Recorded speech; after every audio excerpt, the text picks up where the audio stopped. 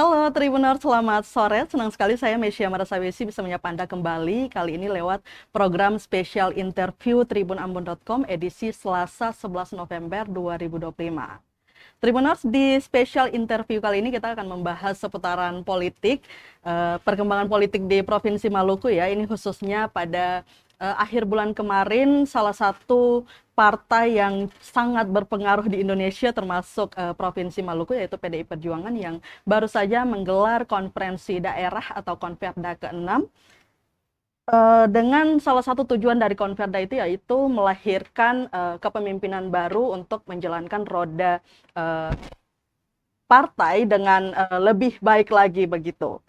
Nah, untuk itu Tribuners sudah hadir bersama kami di studio tribunambon.com, Jalan Insinyur M. Putuhena, Wailela, Kota Ambon. Ada Ketua DPD PDI Perjuangan terpilih, yaitu Pak Ben Hur Watubun. Apa kabar Pak hari ini? Alhamdulillah kabar baik, puji Iya. Tuhan. Baik. Tribuners, jadi beliau ini selain Ketua DPD PDI Perjuangan Provinsi Maluku terpilih, beliau juga merupakan Ketua DPRD Provinsi Maluku dipercayakan oleh rakyat sebagai Ketua DPRD Provinsi Maluku. Sudah 2 periode ya Pak ya kalau nggak salah, ya begitu Tribuners. Dan hari ini kita akan sama-sama membahas terkait tema kembali Nahkodai Moncong Putih, teguhkan arah perjuangan.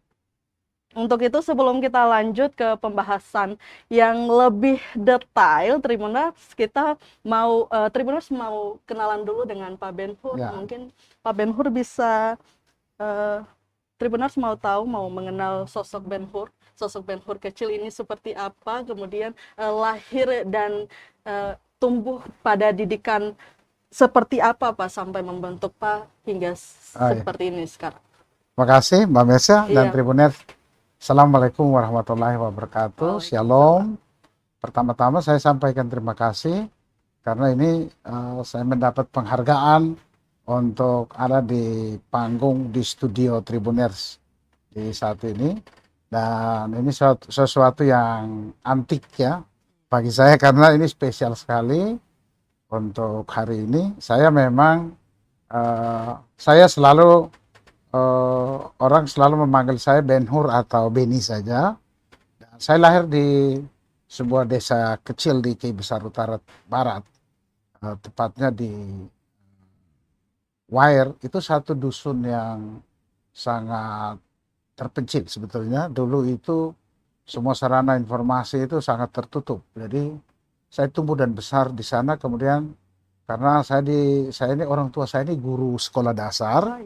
Jadi beliau berpindah-pindah, kemudian mengantarkan kami selalu berpindah dari satu tempat ke tempat lain. Lalu saya mulai mengenal tidak saja tempat lahir saya, tapi berbagai tempat yang dimana orang tua saya ditugaskan selaku guru. Orang tua saya itu bapak saya guru dan ibu saya seorang ibu rumah tangga. Dan dia mendidik kami dengan kasih sayang. Terbalik dengan bapak saya begitu keras, dan beliau memegang satu prinsip bahwa kalau hanya beliau sebagai guru SD, anaknya harus jauh lebih besar dari itu. Sebenarnya berangkat dari itulah kami dididik dengan disiplin. Sebetulnya disiplin, tapi kami selalu memperoleh perlindungan di orang tua atau mama saya karena beliau orangnya yang sangat kasih sayang. Kemudian kalau ada sesuatu aturan yang ketat diterapkan di rumah, ibu saya menjadi tempat perlindungan kami, dan itulah yang membuat kami tumbuh dalam nuansa kedisiplinan, tetapi juga ada nilai-nilai toleransi kasih sayang yang diberikan oleh ibu. Kami bersaudara itu ada 9 orang, saya putra ke-6 atau saya anak ke-6 dari 9 bersaudara, dan kami semua dididik dengan satu didikan yang keras, yang disiplin. Kami salah itu dipukuli oleh bapak kami, dan beliau selalu mengajarkan bagaimana harus tumbuh. Dan yang pertama itu ya pendidikan itu paling penting, dan itu ditanamkan karena mungkin karena faktor beliau guru. Jadi saya lahir dan ditempa di situ. Kemudian ya saya menamatkan sekolah dasar Kristen di Aat, kemudian saya melanjutkan ke SMP Negeri 1 di Elat. Ya, Elat itu juga masih waktu itu belum pemekaran, itu masih Kei Besar. Saya tamat di situ setahun saya ada di SMA PGRI Elat, dan kemudian karena cita-cita saya itu menjadi seorang arsitektur. Makanya saya ingin sekolah dan mengambil jurusan fisika. Jadi waktu itu SMA PGRI itu tidak ada jurusan fisika. Itu waktu itu hanya biologi, ya, dan juga bahasa Indonesia, IPS.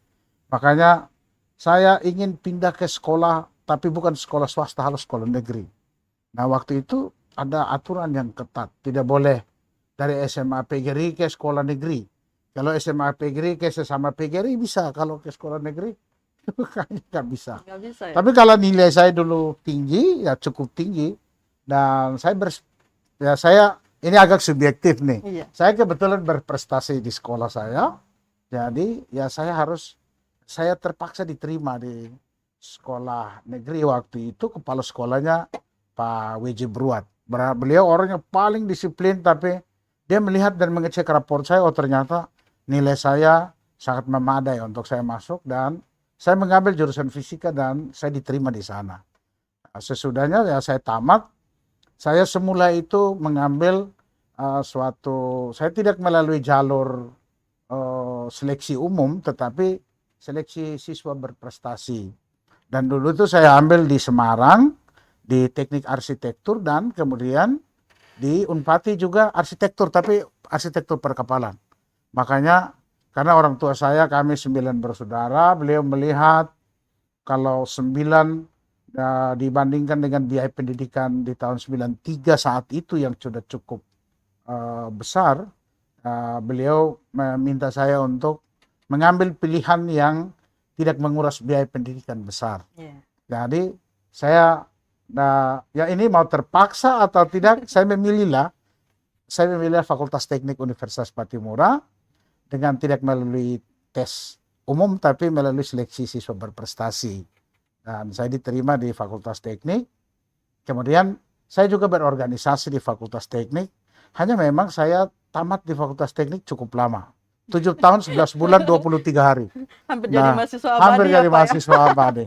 Sebetulnya saya KKN itu jauh lebih awal. Saya teknik itu kalau orang semester 89 KKN zaman dulu, wah itu sudah terkenal. Dan sebenarnya saya KKN di tahun itu di Sanana, hari ini sudah Provinsi Maluku Utara. Saya KKN di Sanana tepat waktu.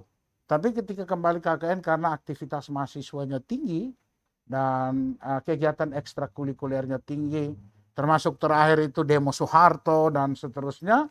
Dan yang paling terakhir itu saya terpilih menjadi Ketua Umum Lembaga Perwakilan Mahasiswa. Dia sama dengan Senat, ya. Dan karena saya terpilih di situ, makanya saya punya aktivitas ekstra universiter itu cukup tinggi. Itu yang membuat lama studi saya agak terhambat. Ya cukup panjang lah. Saya setelah itu, saya 3 kali ditawari jadi dosen oleh Profesor Musuli Selan. Beliau hari ini masih ada, dan beliau menawari saya karena ya, saya dulu juga tamat dengan nilai yang memuaskan kok. Saya kan predikat pujian dari Fakultas Teknik Universitas Patimura. Hanya saya tidak mau memilih jadi dosen. Waktu itu saya ingin jadi dosen di Politeknik, tapi Pak Rektor bilang nggak bisa. Kamu harus mengabdi kembali ke teknik. Saya bilang ya, kalau begitu saya tidak bisa. Itulah yang membuat saya memilih terjun ke dunia politik. Makanya ya sebenarnya waktu itu hanya ada satu hal dalam prinsip atau pandangan saya. Hanya dengan politiklah kita bisa meraih sesuatu itu dengan cepat, dan bisa saja melalui perubahan yang betul-betul revolusioner atau melalui tangga atau tahapan yang cukup tepat dan signifikan. Karena saya merasa waktu itu di teknik ya terus terang tidak untuk menyudutkan, tapi belum menjanjikan sesuatu. Kecuali di Politeknik ya begitulah. Tapi akhirnya saya memilih di situ dan tidak bisa, ya sudah. Saya memutuskan terjun ke dunia politik. Waktu itu pada saat perubahan reformasi, dulu itu kalau orang dosen atau pegawai negeri masih bisa berpolitik, kita harus membuat garis demarkasi. Politik, dan kalau mau mengabdi ke kampus, mengabdi, tapi tanpa harus berpolitik. Saya memilih untuk tetap di dunia politik. Jadi karena dengan meraih sesuatu dengan cepat itu bisa didapatkan dengan terjun ke dunia politik. Saya sebenarnya punya pandangan seperti itu. Itu pandangan menurut hemat saya.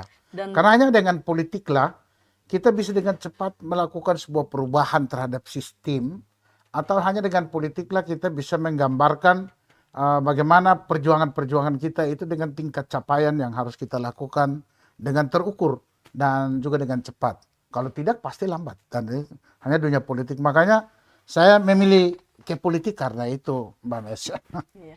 Dan akhirnya Pak terpaksa menguburkan cita-cita ingin menjadi Ah, saya dulu sebenarnya mau jadi arsitektur ya. arsitektur di kubur Kemudian dalam-dalam. tapi kemudian setelah tamat, kami waktu itu masih dalam suasana kerusuhan. Saya wisuda di Aula Korem, ya. Aula Korem yang Benteng Victoria itu dulu, itu aula di situ. Kami wisuda dan waktu itu saya dipanggil oleh dekan saya Pak Manuhutu dan juga rektor saya. Kamu harus kembali ke kampus ya. Karena ada teman-teman perjuangan saya ya untuk berjuang di jalan perjuangan 98. Ya, ada Profesor Ishak Weno, ada Benjamin P. Kaule, ada Alto Labetubun, ada Edwin Manuhutu, ada Ridwan Haji, ada Barka Patimaho, ada Mukhlis Fataruba, ada Adriana Patiwael, ada Leonard Tail, ada Victor Paliama, ada Herman Siahaya, ya ada Hermanus Siahaya, ada Herbert Uktosea, ada siapa lagi, Lambert Naraha. Jadi itu teman-teman reformasi kami yang cukup banyak. Terakhir ada Agus Ufi yang sekretaris Ikapati kemarin baru selesai. Ya itu teman-teman kami. Jadi sebenarnya dalam perjuangan 98 itu ya kami berada di depan. Kami dari Maluku dikirim secara nasional ke Jakarta. Kemudian kembali, jadi saya mengibaratkan ya dalam tahapan-tahapan perjuangan seperti itu, untuk memperjuangkan reformasi itu tidak mudah. Politik itu hanya ada dua hal, momentum dan orangnya. Jadi kebetulan momentumnya reformasi dan orangnya Ben Hur Watubun sebetulnya.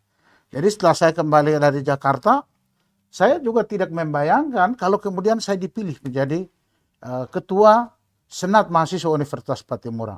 Waktu itu terjadi transisi, jadi perubahan sebelum ke Dewan Mahasiswa, itu namanya Lembaga Perwakilan Mahasiswa.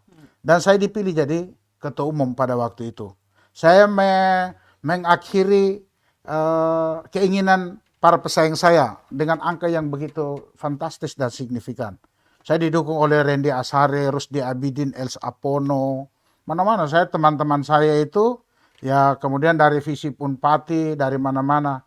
Padahal waktu itu bukan saya ketua senat Fakultas Teknik, saya cuma ketua satu. Tapi ya karena kegigihan perjuangan reformasi itu kemudian mengantarkan saya menaiki tahapan ya tangga sukses karir mahasiswa itu cukup baik. Ya saya kira itu. Oke Pak, lalu dengan perjalanan yang sudah Pak lewati sejauh ini, mungkin Pak boleh cerita-cerita lagi soal perjalanan karir politik Pak sendiri di PDI Perjuangan seperti apa Pak? Tahun 2010 ya. Tahun 2010 itu kemudian saya menyatakan harus berada secara tegas, menyatakan harus berada di PDI Perjuangan, dan situasi saat itu sangat baik sekali mengantarkan kami, saya secara pribadi dalam karir politik itu. Saya memulainya dengan menjadi sekretaris Badan Pemberdayaan Ekonomi Kerakyatan di tingkat partai. Ya, waktu itu ketua badan saya Pak Lambarces Pelupesi, itu dia badan, jadi dia bukan struktur langsung di bawah. Karena struktur partai itu di PDI Perjuangan itu paling tinggi 25 dan paling rendah 19 atau 21. Dia jumlahnya ganjil, dan saya berada di badan. Itu berarti dia semacam pembantu struktural partai untuk mengoperasionalkan cabang gitu Pak? Di tingkat DPD memang. DPD. Ya, di tingkat DPD. Lalu saya ditawarkan kemudian oleh Pak Karel waktu itu, dan saya masuk mula-mula dari badan dulu. Nah, 5 tahun kemudian baru saya mulai meniti karir dengan dipercayakan sebagai pengurus DPD. Nah, waktu itu ya saya ingat pada saat Pak Edwin Huwai jadi ketua DPD pada tahun 2010, 2015 ya. Ya, mohon maaf. Dari 2015, 2020 ya Pak Edwin di sana dan saya dipercayakan sebagai pengurus DPD hingga saat ini. Pak Edwin, kemudian dari Pak Murad dari 2019 sampai 2024, saya juga dipercayakan. Lalu kemudian nanti terjadi pergantian di tahun 2022, itu saya menggantikan Pak Edwin jadi sekretaris DPD. Nah, kemudian 2023 saya menggantikan Pak Murad menjadi ketua DPD. sampai Nah, sekarang. sampai sekarang. Iya. Kemudian pada tanggal 2 November 2025 kemarin, ya puji Tuhan saya dipercayakan kembali oleh partai melalui Ibu Ketua Umum Profesor Dr. Honoris Causa Ibu Megawati Soekarno Putri dan Pak Sekjen sebagai Ketua DPD PDI Perjuangan untuk periode 2025-2030. Jadi Tribuners, karir Pak Ben Hur ini di PDI Perjuangan sudah memang dari awal sudah dimulai dari tingkat DPD begitu ya Pak, hingga Ya, betul. akhirnya sekarang sudah. Sebenarnya keluarga kami itu keluarga PDI, ya. PDI Tulen ya Pak ya. PDI Tulen. Kakak saya itu ya kakak sepupu saya, tapi dia kayak semacam kepala marga lah. Dia kepala marga, pemimpin bagi kami. Itu dia orang PDI Tulen dan sudah mengajarkan nilai-nilai perjuangan itu. Dulu itu di zaman Orde Baru itu sering dipukuli, jadi langganan. Dipukul oleh penguasa supaya desa atau kampung itu harus 100%, tapi nggak bisa. Dan kami keluarga itu, kami mengalami sebuah tekanan yang luar biasa oleh politik Orde Baru, sehingga sebenarnya hal-hal seperti itu juga sudah terbiasa. Itu yang membawa kami ketika kita merantau kuliah dan kita mengalami tekanan-tekanan atau ancaman-ancaman, ya kita merasa itu hal yang biasa. Di masa Orde Baru yang begitu represif aja kita ditekan, apalagi hingga saat ini. Jadi keluarga kami itu keluarga PDI. memang keluarga PDI. Ketika bertransformasi menjadi PDI Perjuangan, kami tetap di PDI Perjuangan. Iya Pak. Jadi kalau dilihat ini Kak, Pak berarti Pak Ben Hur sendiri ini bukan lagi orang yang baru ya di panggung politik di Maluku begitu. Pasti sudah banyak momentum politik yang sudah Pak Ben Hur lewati begitu ya Pak ya. Betul. Iya. Lalu Pak mungkin apa Pak momen yang paling berat dalam perjalanan politik Pak Ben Hur sendiri yang kemudian benar-benar menguji loyalitas Pak Ben Hur pada PDI Perjuangan? Ya, sebenarnya itu banyak ya kalau saya memilih beberapa saja. Karena politik itu sebetulnya soal keteguhan sikap. Dan ada orang juga yang dia terkadang dia memilih melompat atau mengambil langkah berbeda, kemudian dia sukses. Iya. Tapi prinsip kami ya saya tidak bisa begitu. Kalau kami sih ya saya harus punya prinsip berpegang teguh pada prinsip-prinsip perjuangan pada PDI Perjuangan. Dan momentum yang membuat kami untuk mengejar itu biasanya di momentum pilkada, momentum pileg, dan itu menguji kita betul. Benar-benar menguji Dia loyalitas. benar-benar menguji loyalitas. Iya. Terkadang kita digoda, terkadang kita juga ada pada persimpangan di mana kita antara pilihan yang pragmatis atau pilihan yang betul-betul konsisten terhadap ideologi partai. Nah, di situ saya memilih dan itu banyak sekali. Momentum-momentum itu terkadang dia datang itu menggoda. Karena sebenarnya ya dalam pandangan tua kekuasaan itu dia lebih enak daripada orang bersenggama sekalipun. Ya, karena itu ya misalkan saya hari ini dengan istri boleh bersenggama, tapi tiba-tiba saya ditelepon, itu ada uang 50 juta di sana, saya bisa bilang, sebentar dulu, saya ke sana dulu, biar nanti balik lagi. Iya. Nah, kadang kita ada pada pilihan-pilihan seperti itu, dan tidak gampang orang memutuskan untuk mengambil satu pilihan hanya karena atas dasar kepentingan sesaat. Nah, kalau itu sih kita mungkin sudah kaya. Atau kalau yang seperti itu kita ambil, mungkin kita berada di tempat yang sukses, tapi bisa saja kita terjerumus karena hanya mengejar sesuatu yang sifatnya sesaat. Tapi kita berpolitik ini soal kesabaran revolusioner. Yeah. Dan ketegasan sikap kita, konsistensi kita yang membuat kita menjadi besar di partai. Dan kita diuji ketika kerja-kerja pemenangan, ya, kerja-kerja partai. Tapi kita juga diuji ketika kita berjuang. Saya ambil misal suatu saat kami itu berada pada posisi memperjuangkan calon gubernur kami.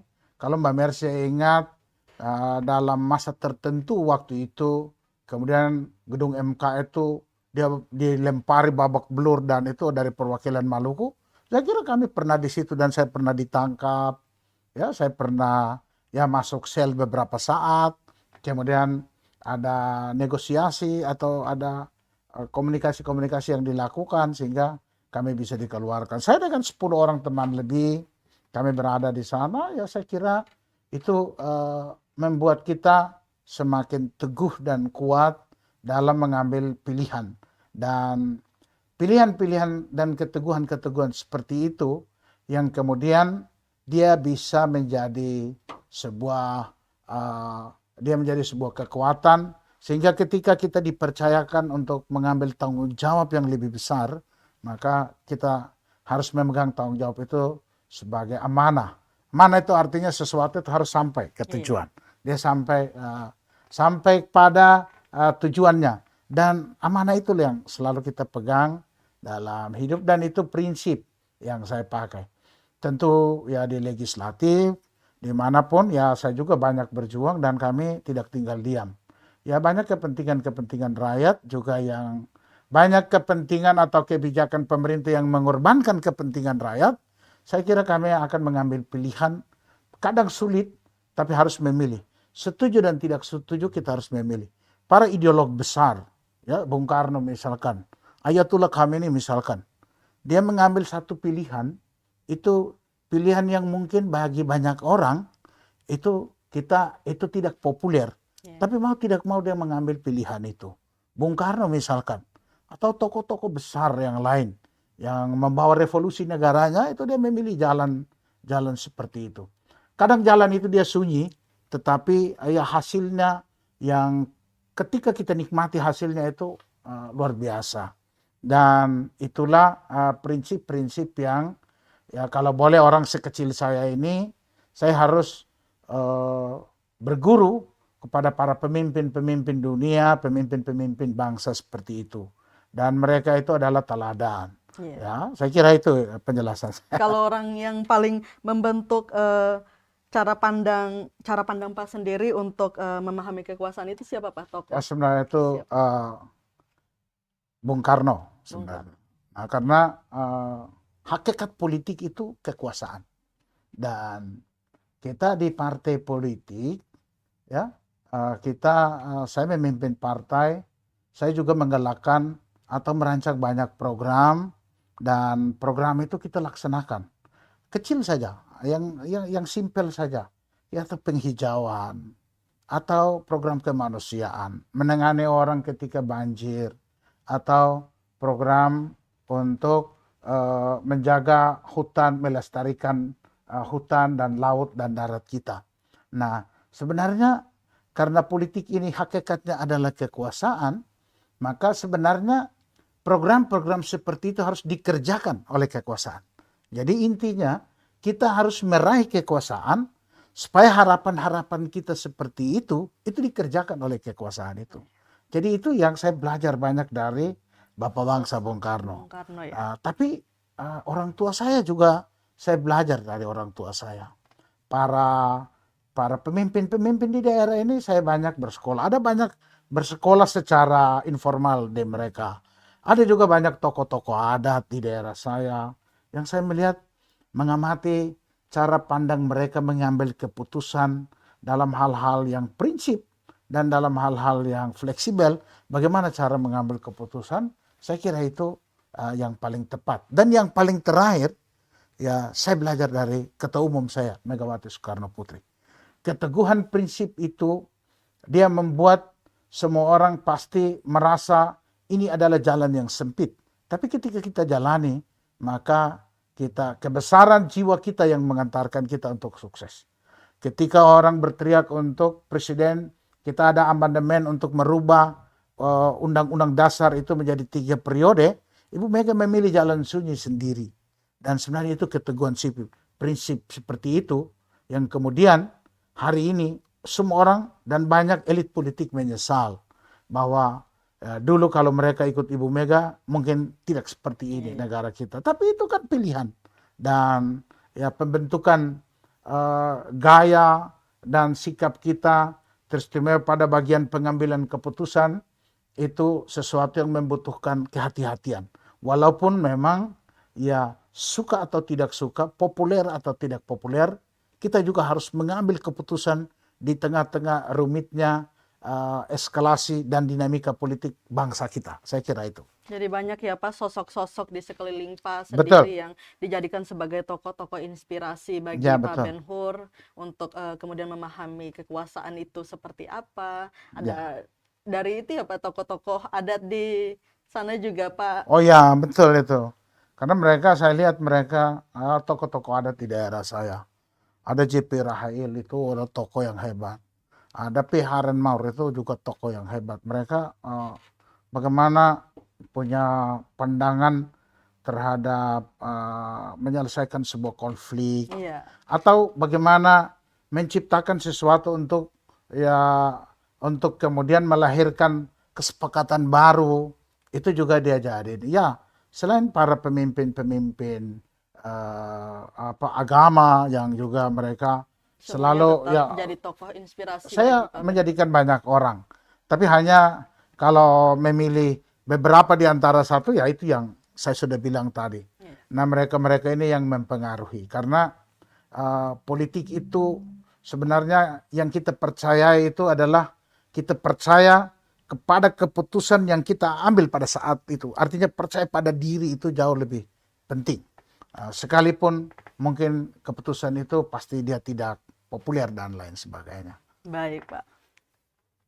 Pak, mungkin ini pertanyaan terakhir ya di sesi 1 untuk mau mengenal Pak Ben-Hur lebih dalam begitu.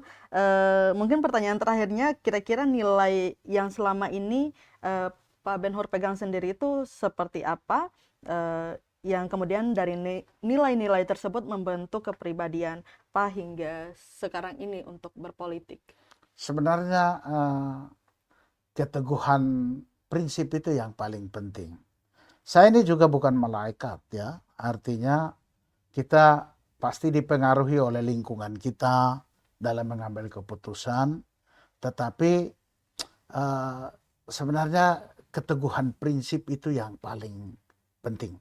Artinya saya bilang begini, ya kita dalam sesuatu yang terdesak, itu kita harus meyakini ada satu hal yang sebenarnya seperti membisiki kita lah, bahwa Anda punya pegangan itu yang paling Anda yakini itu harus Anda lakukan dengan baik. Nah jadi sebenarnya prinsip itu yang dia menjadi nilai bagi saya. Nah keteguhan ya prinsip keteladanan orang, kemudian nilai-nilai keyakinan kita terhadap apa yang kita lakukan itu juga harus kita pegang secara baik, dan keteladanan dalam perspektif imanen itu yang paling saya yakini. Selain itu nilai-nilai Pancasila yang saya pegang, karena itu kristalisasi dari nilai-nilai luhur yang kita yakini kebenarannya, sehingga dia menimbulkan sebuah tekad untuk kita harus putuskan jalan yang harus kita lalui untuk kita pegang sebagai nilai dan prinsip dalam kehidupan kita. Nah itu yang saya mau ingin berbagi bagi Tribuners, tapi juga berbagi kita sekalian bahwa sebetulnya antara nilai dan ekspresi nilai itu juga itu harus kita pegang dengan baik. Jadi kalau kita menganggap sesuatu ini dia sebagai pegangan kita, jadi prinsip kita, maka dalam mengekspresikan itu juga kita antara yang kita kata dan perbuatan itu dia harus seirama. Antara sejalan. Iya. Ya. Jadi kalau kita berkata lain kemudian kita putuskan lain, ya saya kira itu juga dia menjadi pertanyaan besar. Nah, saya selalu memegang nasihat-nasihat orang tua seperti itu, sehingga ketika kita mengalami benturan kepentingan, kita mengalami dinamika politik, kita mengalami tekanan, kita berada pada situasi terhimpit, maka percayalah ada satu hal yang bisa membuat kita bisa memegang prinsip itu. Prinsip untuk memutuskan iya, harus katakan ya, dan tidak, harus katakan tidak. Siap. Minum Begitu? dulu, Pak. Hai, terima kasih. Ya, betul juga ya.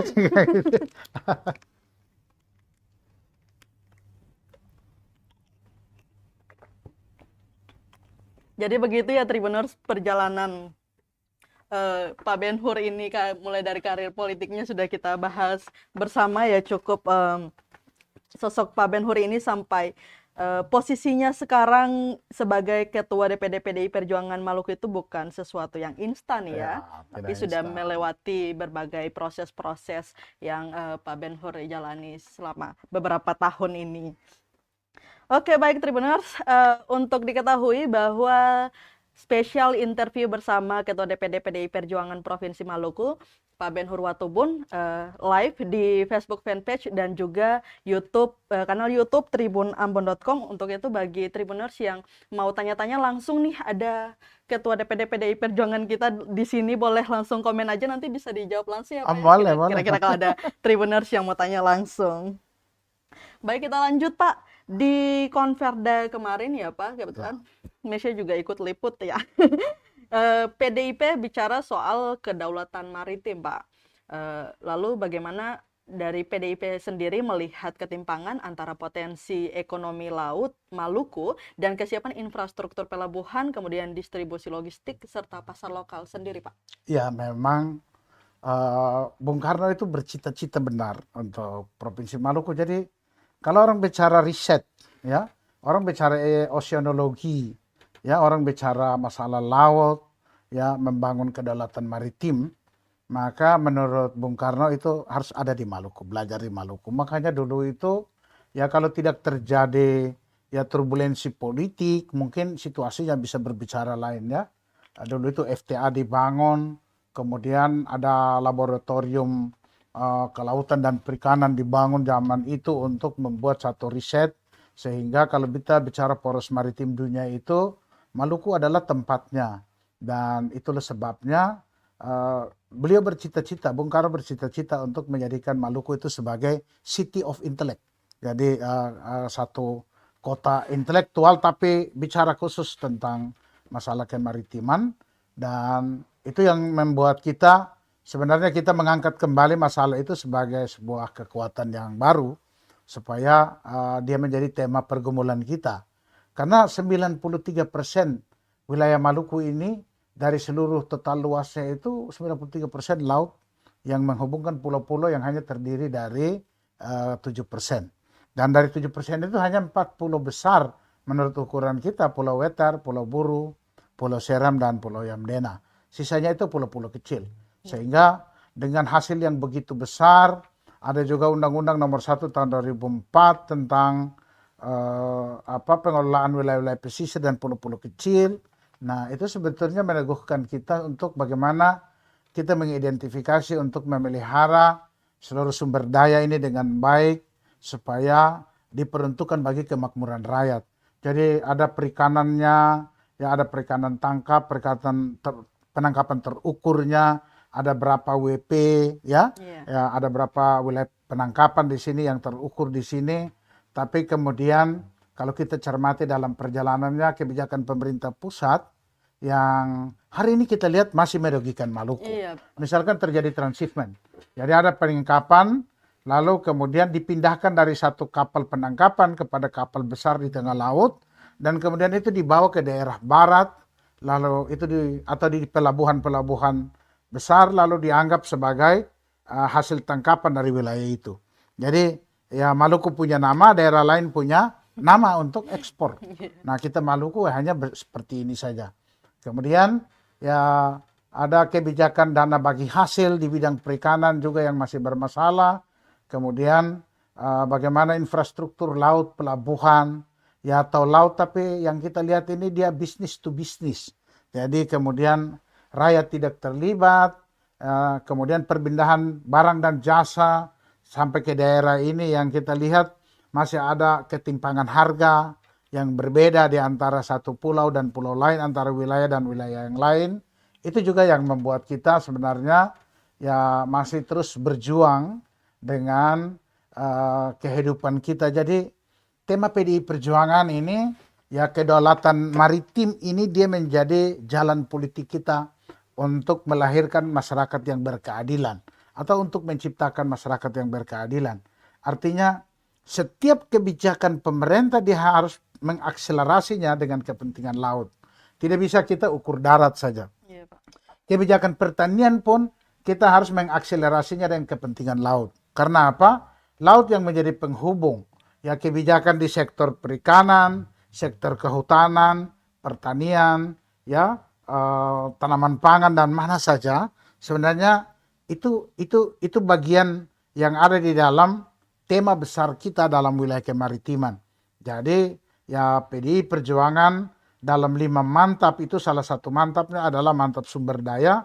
Kita ingin memastikan bahwa mengakses semua itu dengan kepentingan filosofinya sebagai wilayah kelautan.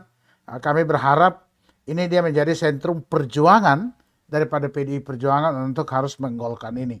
Dan sebetulnya sukses dan tidaknya proses ini itu tergantung PDI Perjuangan memantapkan diri untuk meraih kekuasaan. Supaya kita bisa mengoperasionalkan apa yang menjadi kehendak rakyat.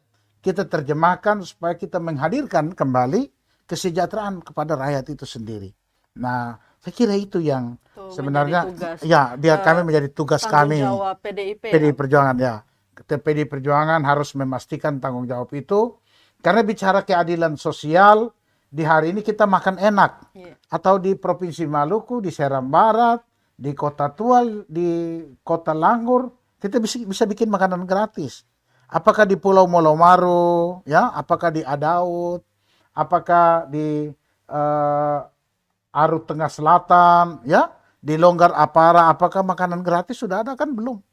Nah, jadi sebenarnya belum begitu merata ya, Pak? Ya, dia dan bahkan belum juga. Iya. Karena kebijakan ini baru hanya sebatas wilayah-wilayah kota atau wilayah yang kontinental, misalkan Tual dan Langgur dan sekitarnya. Tapi coba di Elat atau di mana-mana kan belum tersentuh. Belum tersentuh. Jadi itu yang sebetulnya karena konsep berpikir kita tidak boleh hanya kita konsep berpikir darat. Nah, konsep berpikir Maluku itu konsep utamanya konsep maritim. Dengan maritimlah kita dapat mengakselerasi semua sektor pariwisata, kepentingan apa saja, supaya dia jangan sampai menjadikan beban baru bagi pemerintah atau rakyat untuk dia dapat mengakses kepentingan dia di setiap daerah. Karena kita bicara apa saja, ya yang orang bilang laut menghubungkan, tapi yang kita alami di hari ini laut memisahkan terus. Sehingga terjadi ketimpangan itu. Iya. Nah itu yang kita selalu jadi alasan. Selalu jadi alasan. Pak, ini interaksi di live cukup tinggi, Pak. Banyak sekali Tribuners yang kirim pertanyaan di kolom komentar. Mungkin Pak Ben-Hur bisa langsung jawab ya, Pak. Semoga bisa langsung menjawab. Ini Pak, kita mau baca dulu. Pertama ada dari akun @betaparurokreatif7707. Luar biasa Pak Ben-Hur, selamat Hari Pahlawan. Ya, makasih. Bagaimana tanggapan dan sikap PDIP Maluku terhadap ketidakadilan simbolik oleh pusat absennya gelar pahlawan nasional kepada Ayam Sangaji asal Maluku? Saya kira ini tantangan terbesar dan ini menjadi catatan kami. Kami merefleksikan keberpihakan negara yang belum betul-betul secara adil bagi perjuangan setiap daerah. Dan salah satunya AM Sangaji. Dan ini akan menjadi konseren PDI Perjuangan. Kami juga beberapa oknum atau figur PDI Perjuangan menolak kok. Dan itu sikap partai. Karena itu sikapnya pusat, ya kita daerah TNI AD, tegak lurus ya. Terima nasib ini apa adanya harus juga menolak. Dan kita lakukan itu. Tapi saya memang melihat bahwa perjuangan teman-teman untuk AM Sangaji ini dia belum mendapat respon yang positif dari pemerintah. Dan saya melihat belum clear ini antara sinergitas pemerintah daerah bersama pihak stakeholder yang lain, termasuk daripada masyarakat. Padahal ini Masyarakat kan sudah diusulkan cukup lama, juga, sudah Pak. cukup Sudah lama sekitar diusulkan. 4 Dan tahunan ya, Pak, ya, ya, kalau saya nggak ingin salah. menyampaikan dengan sangat menyesal PDI Perjuangan menyampaikan protes kepada pemerintah pusat atas belum diberikannya gelar pahlawan kepada AM Sengaji. Kita harus akui itu tokoh pejuang yang luar biasa. Itu zamannya HOS Cokro Aminoto, zamannya Agus Salim dulu. Mereka ini semua sudah pahlawan nasional. Hanya AM Sengaji saja yang belum. Nah, saya minta untuk ini mendapat perhatian serius dari semua pihak, termasuk terutama pemerintah pusat. Harus memperhatikan ini sungguh-sungguh sebagai aspirasi daerah. Saya kira itu yang saya jawab. Baik, Tribuners. Jadi seperti itu ya, mungkin semoga jawaban dari Pak Ben-Hur tadi cukup memuaskan karena kita tidak bisa tanya langsung dengan Tribuners. Dan untuk Tribuners yang punya pertanyaan lain nanti kita akan bahas lagi kalau masih ada waktu ya, Pak. Oke, silakan. Ben-Hur, iya. Tapi kita mau lanjut dulu. Pak, ini kalau dari PDI Perjuangan sendiri, bagaimana PDI Perjuangan memperjuangkan akses pendidikan dan kesehatan di pulau-pulau terpencil, bahkan di Provinsi Maluku ini kan cukup banyak pulau-pulau terpencil ya, atau daerah 3T begitulah, yang selama ini nyaris luput dari kebijakan pemerintah pusat itu, Pak. 3T itu apa? Terpencil, terluar, ya apa ya? Terpencil, terluar, atau terdepan. Itu bisa lihat, tapi saya tambah satu lagi. Ya terlupakan sebenarnya. Berarti jadi 4T ya, Pak? 4T. Jadi ya sebenarnya daerah-daerah pulau-pulau ini kebijakannya itu masih ya terlupakan. Walaupun dalam konsepnya itu sudah 3T, tapi dalam kebijakannya itu belum terafirmasi secara baik. Dan PDI Perjuangan mengkonsolidasi kekuatan ini. Jadi ada 3 pilar partai, ya, pilar kekuasaan eksekutif, legislatif, dan struktural partai. Struktur ini merumuskan kebijakan partai berdasarkan keputusan DPP, keputusan Kongres, keputusan Rakernas.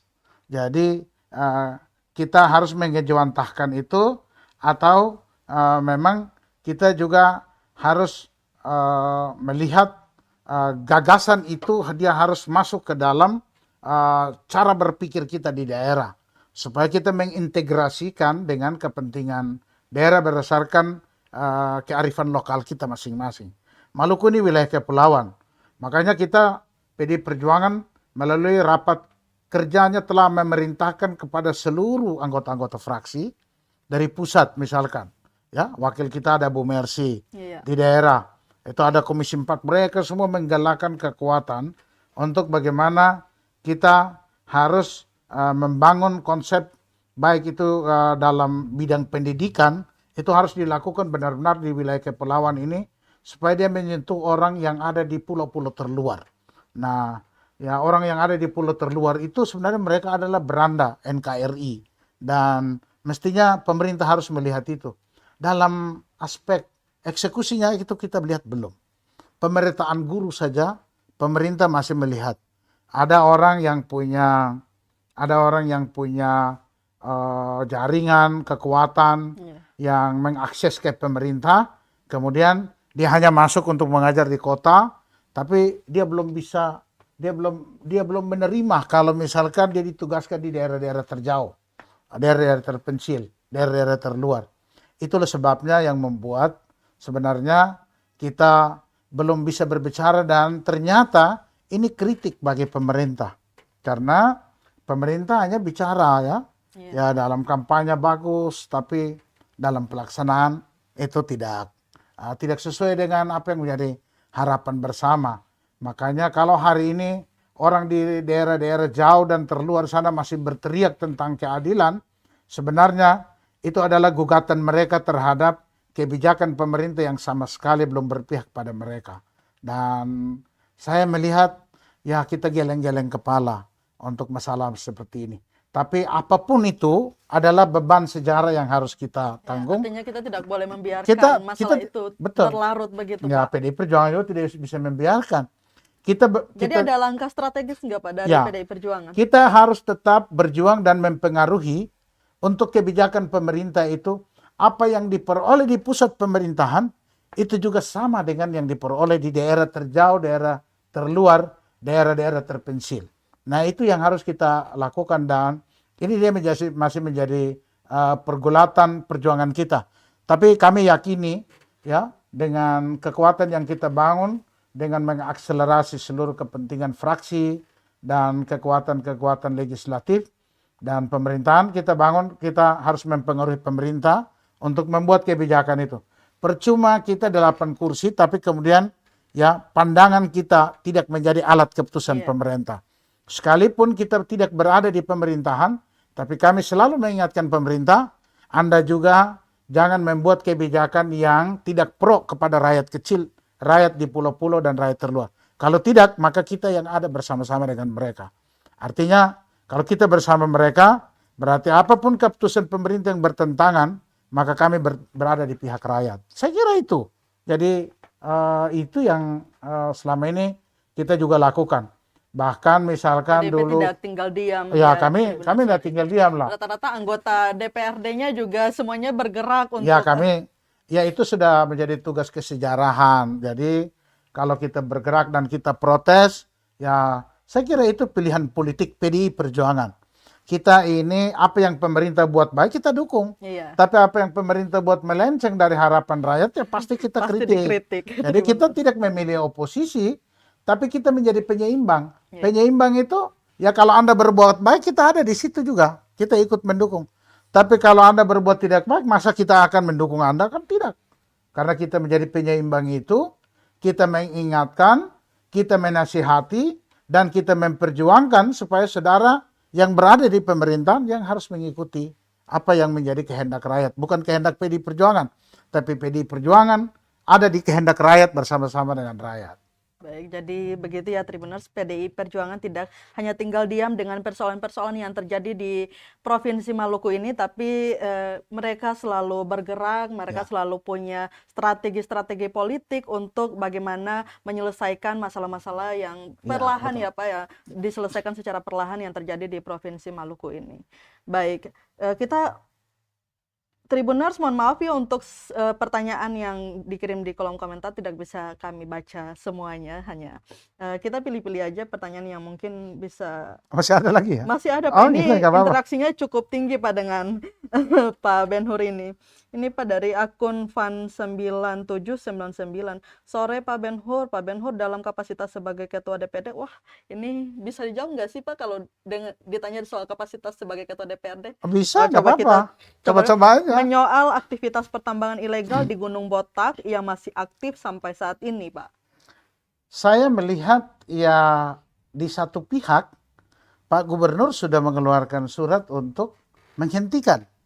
Tapi Pak Gubernur juga tidak begitu keras kok, tegas, tidak begitu tegas. Karena kan tidak gampang, semua orang sudah bercokol, semua orang sudah berkumpul di sana. Ada backing sana, backing sini, semua sudah ada di sana. Jadi kalau sebelum menutup Pak Gubernur harus berkonsultasi dengan baik. Jangan sampai dan lebih tegas begitu ya Pak. Ya, saya lihat itu belum ada ketegasan.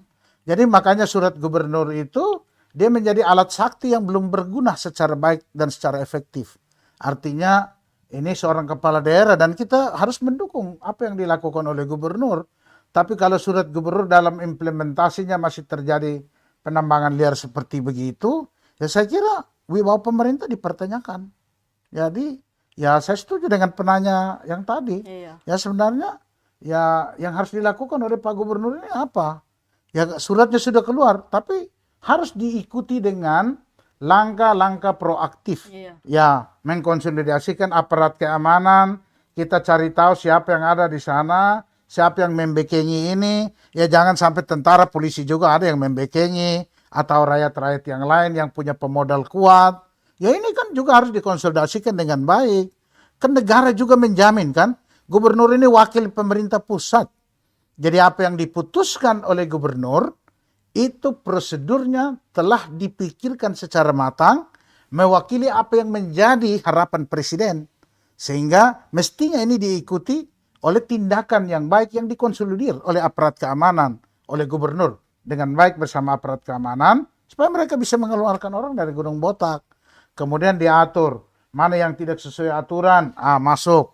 Lalu kita yang mana yang sesuai aturan, koperasi ini dievaluasi karena ada bagian yang diurus oleh pemerintah, tapi ada bagian yang diurus oleh partisipasi rakyat melalui pembentukan koperasi.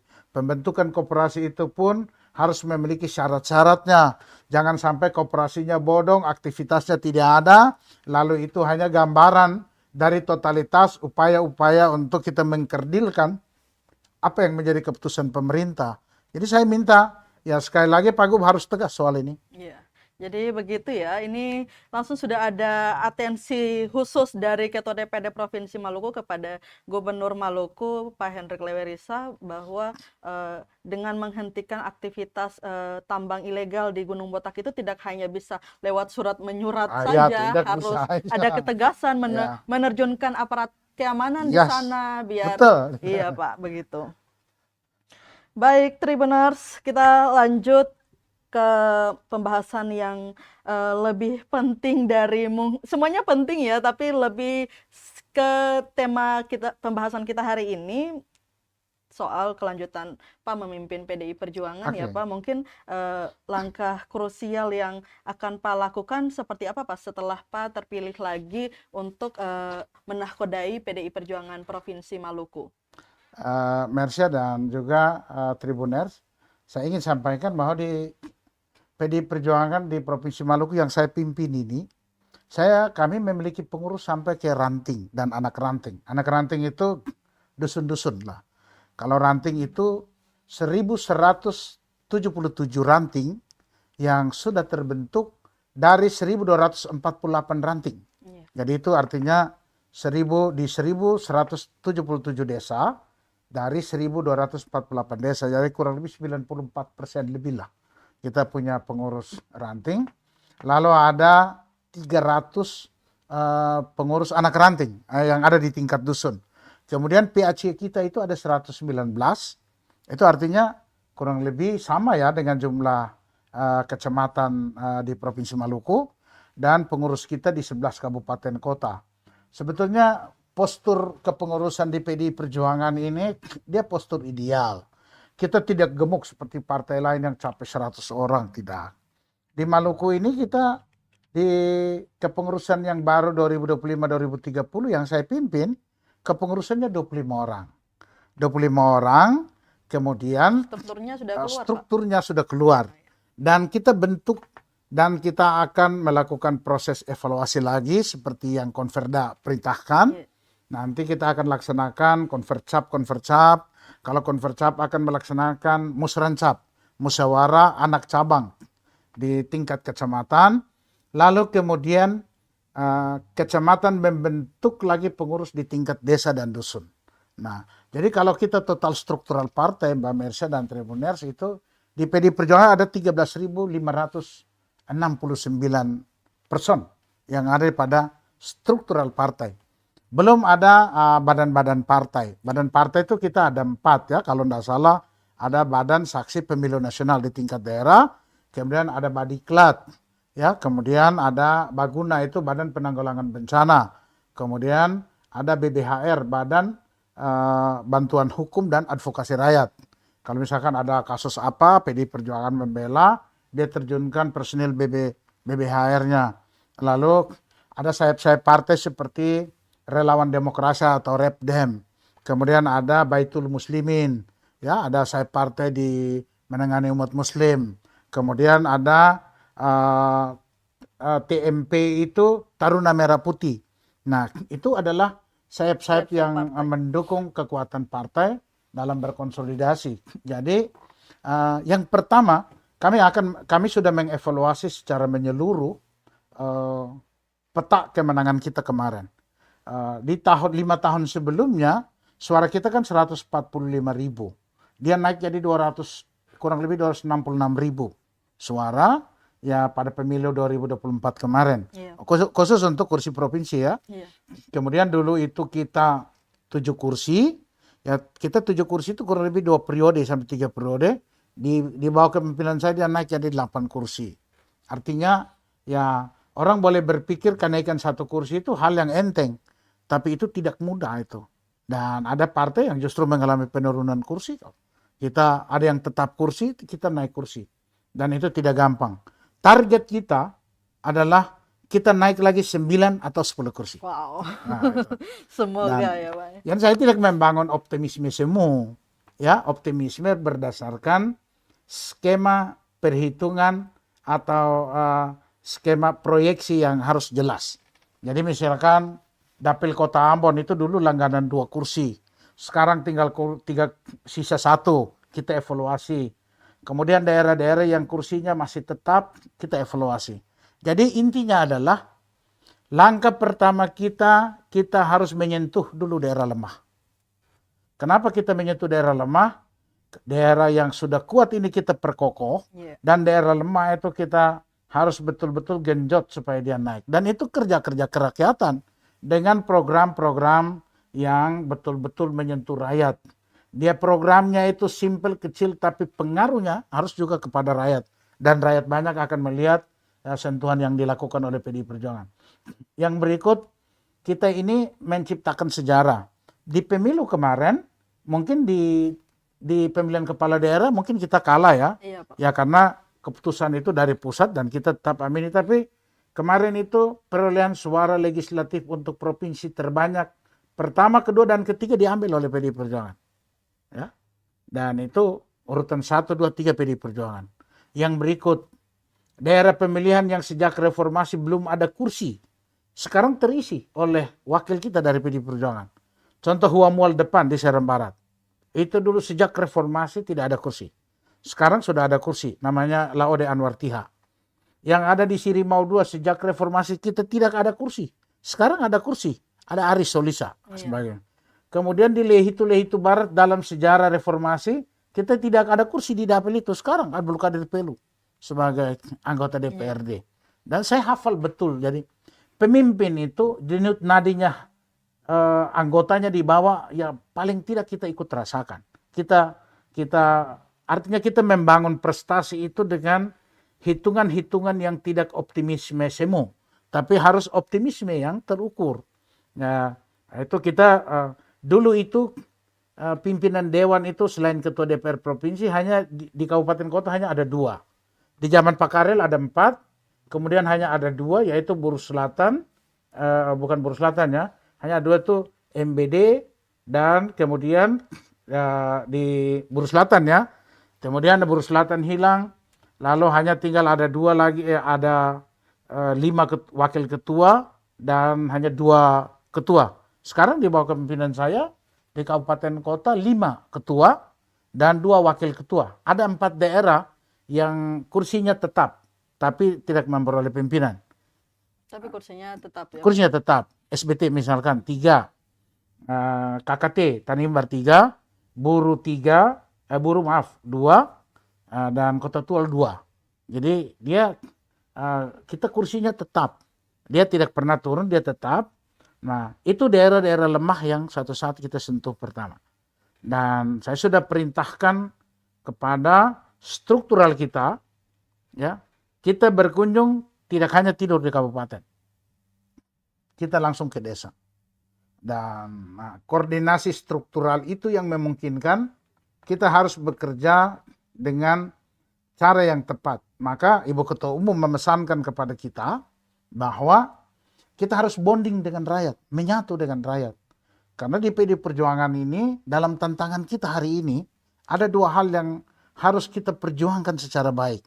Yang pertama, roh wong cilik itu dia perlahan ada terkikis. Ya. Orang ketika sudah merasa enak, kadang dia lupakan rakyat di mana yang mendukung dia. Tapi yang kedua itu Gen Z. Nah, Gen Z dalam survei terbaru, kita masih kalah dari beberapa partai lain. Makanya struktur yang kami pimpin ini perpaduan antara semua generasi. Ada seniornya, ada unsur fraksinya, ada pemenuhan 30% perempuannya, tapi ada 20% Gen Z. Gen Z itu mereka juga dimasukkan supaya mereka ini satu saat mereka berkolaborasi di antara mereka walaupun dalam bidang berbeda, mereka harus melahirkan program yang kemudian menarik simpati anak muda dari Gen Z supaya mereka juga merasa mengenal politik sejak mengenal dini politik ya. dari dini supaya mereka ke depan ketika proyeksi diri mereka ke partai politik, saya kira pilihan PDI Perjuangan adalah tepat karena mereka sudah tahu. Jadi saya kira itu Jadi sekarang PDI Perjuangan juga sedang menggenjot politisi-politisi muda dari kalangan benar. Gen Z begitu Ya, Pak. betul. Sudah mulai dikerjakan sekarang ini Ya, ya Pak? kami mulai kerjakan. Kepengurusan kami ini baru terbentuk pada tanggal 2. Saya kira ke depan kami dalam bulan ini kami sudah harus keliling seluruh kabupaten kota. Untuk menarik. Untuk ya paling tidak untuk mengkonsolidasi pemikiran dan mengkonsolidasi struktur partai kita supaya kita hidupkan lagi mesin kita. Mesin ini harus dipanasin semakin terus. digenjot Pak. Benar Mbak Mercia dan Tribuners, karena begini, PDI Perjuangan itu bukan tiba saat baru tiba akal. Misalkan 2028, 2029 baru kita berpikir rekrut orang, nggak bisa. Mulai dari hari ini PDI Perjuangan berpikir kita naik 1 atau 2 kursi. Ya. Karena secara total di Maluku, pemilu kemarin kita 37 kursi, ya. Dan pemilu hari ini yang saya pimpin, kita meningkat 10 kursi menjadi 47 kursi. Jadi artinya juara bertahan kalau mempertahankan itu tentu harus siap fisik, mental, dan juga termasuk logistik, dan juga punya hitungan-hitungan yang terukur. Tidak boleh meleset. Karena meraih istilah orang meraih gelar itu mudah, tapi mempertahankan gelar itu kan cukup susah, cukup sulit. Tapi ya yakin dan percayalah, kalau ini pekerjaan saya sendiri ya enggak apa-apa. Kalau pekerjaan semua orang ya kenapa tidak, kita bekerja secara bergotong royong, saya kira itu. Baik, Tribuners, jadi target PDI Perjuangan Maluku sendiri di Pileg 2029 nanti target naik ya dari Saya 9 sampai 10. 9 sampai 10 kursi, semoga bisa. Kita kan 7 dapil. Iya Pak. Ya, dapil 7 kita pertahankan, dapil Kota Ambon kami sudah perintahkan. Kita kembalikan kejayaan kita. Termasuk di dapil saya. Saya suara tertinggi dalam sejarah pemilu juga. Suara saya tertinggi. Dan kita harus menggenjot untuk 2 kursi. Kemudian ya salah satu juga dapil Maluku Tengah. Itu jadi sasaran kita. Karena dulu kita peringkat kedua dan kurang 3.000 lebih, ya kita bisa naik 2 kursi. Ya kenapa tidak? Ini harus kita kerjakan. Ya, kita kerjakan keselamatan untuk PDI Perjuangan di tahun 2029, atau misalkan ada keputusan MK itu. Justru kalau pemilunya di tahun, pilegnya di tahun 2031, 32, itu jauh lebih enak. Ya jauh lebih bagus lagi. Kesiapannya Ya, bisa semakin matang, semakin Tribuners. matang begitu. Saya kira itu yang ya kita harus hitung secara baik lah. Menarik ya Tribuners untuk target dari PDI Perjuangan ini sendiri, karena kita lihat memang dari pileg ke pileg itu selalu ada kemajuan begitu ya Pak ya? Ya kami ada kemajuan lah. Ya kami ini, makanya saya selalu berpesan, kita jangan tampil uniform di seremoni-seremoni. Iya. Tapi kerja untuk Harus menaikkan ada kursi lemah. kerja nyata gitu Ya Pak. kerja nyata. Jadi jangan kita bikin kegiatan besar, bagus-bagus, orang banyak datang, hura-hura, habis itu pulang kita tidur sampai waktu pemilu datang suaranya berkurang. Sebenarnya itu kritik untuk PDI Perjuangan.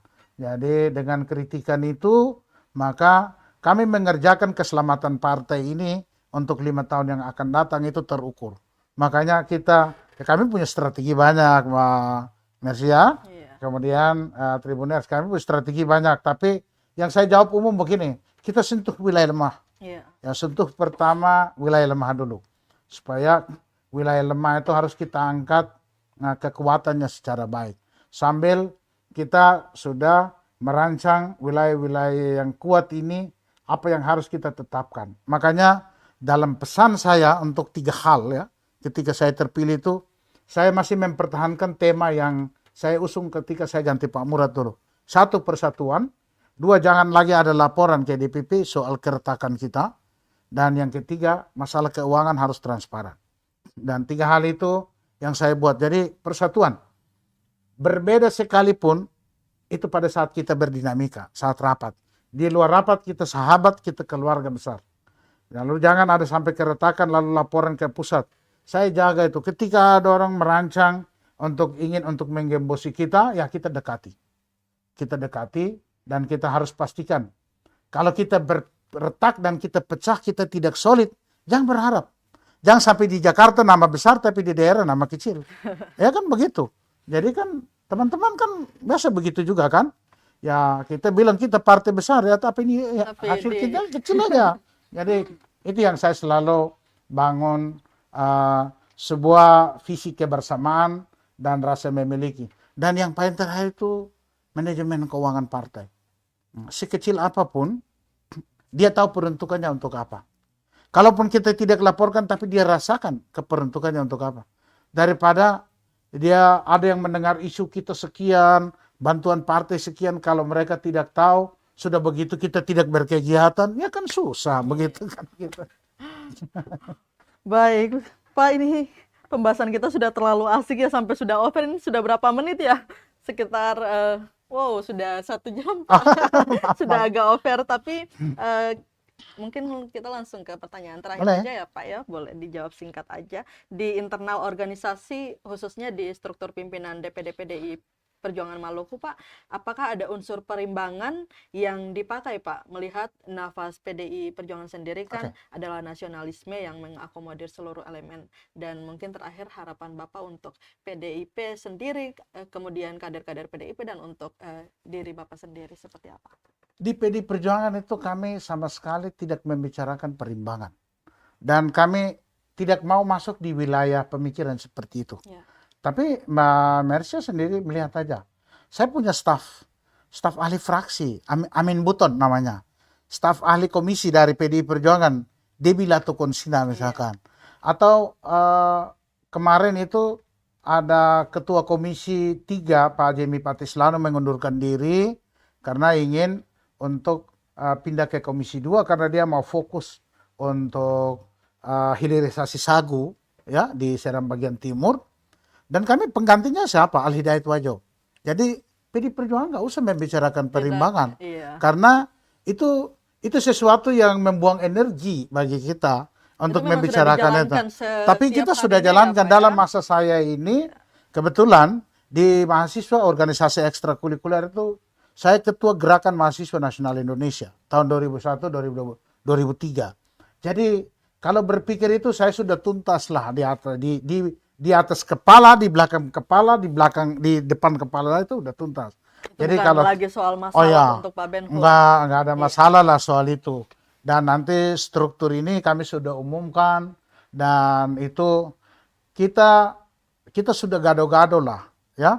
Tidak ada dominasi tertentu, termasuk pimpinan-pimpinan di kabupaten, kota, ada Katoliknya, ada Protestannya, ada Islamnya, ada di Buruh, ada di Kota Tual, ada di Seram Timur, segala macam. Jadi sebenarnya kalau yang seperti itu kita sudah clear, sudah tuntas, tidak menjadi masalah. Dan titipan dan harapan saya kepada seluruh kader dan simpatisan dan struktural partai, mari kita rebut kekuasaan, kita rebut kemenangan di 2029 atau 2030. Karena dengan hanya merebut kekuasaan dan merebut kemenangan itulah kita bisa melaksanakan apa yang menjadi kehendak rakyat, dan kita bisa melaksanakan apa yang menjadi jeritan rakyat, dan harapan-harapan rakyat yang selama ini belum dilaksanakan, kita berkewajiban untuk melaksanakan dengan menghadirkan kembali kesejahteraan bagi rakyat Maluku. Dan itu cita-cita PDI Perjuangan. Makanya visi kita satu, rebut kekuasaan di 2029. Baik, Tribuners, demikian spesial interview hari ini bersama Ketua DPD PDI Perjuangan Provinsi Maluku, Pak Ben Hur Watubun. Tadi sudah kita bahas banyak, mulai dari target-target politik dan lainnya. Dan Tribuners, nantikan program spesial interview berikutnya dengan narasumber lainnya. Tetap di Facebook fanpage dan juga kanal YouTube tribunambon.com. Amato, dadah dulu Pak untuk Tribuners.